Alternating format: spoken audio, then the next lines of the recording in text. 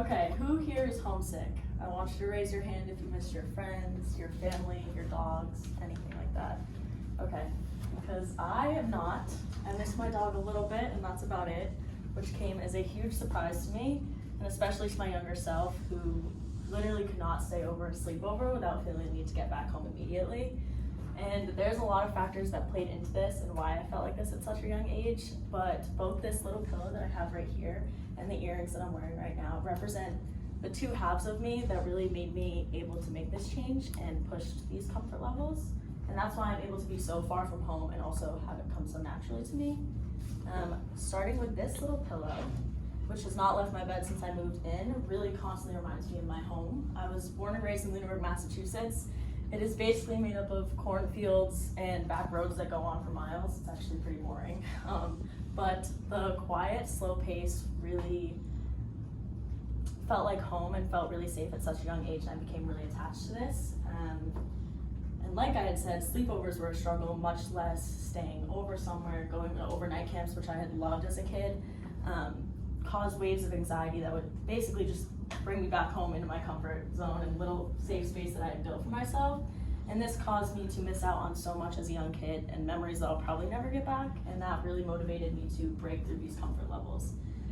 And because this pillow reminds me of home, it also reminds me to stay grounded, call my family on Sundays, watch Patriot games, and most of all, not take where I'm from for granted, even though I've begun to move on from it.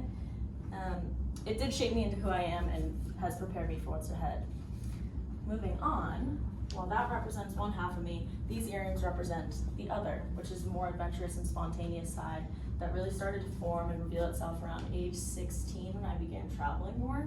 I had planned, executed, and saved up for a 3-week trip to Israel, which is like the first time that I've really ever gone out of the house. My best friend lives over there, and this trip really motivated me to start getting out of my comfort zone and start breaking these habits, which ultimately led me here and made me able to be able to come out here today.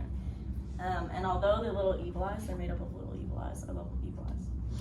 They are not the whole point of them. It's more the spontaneity and travels that came with them that really have become a part of me today. And although it wasn't my first trip, it was my first solo trip, and it definitely won't be my last. It did set off a chain of events that pushed me to grow and mature as a person.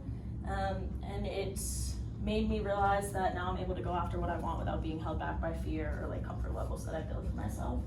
And in the end, packing up and leaving behind any part of your life is a really daunting task. And I think that these two items really well represent the two parts of me that were like kind of before and after of me able to do this for myself. And the earrings really represent how far I've come and will continue to go, and that really makes me excited for the future. And the pillow, having this around, really makes me think of why this growth started in the first place, and what initiated it. And in the end, having little items and like reflecting on this whole process really makes me realize that no matter how confined I feel or how any of you feel, there's always experiences that will push you out of the comfort zone and really make you proud of yourself.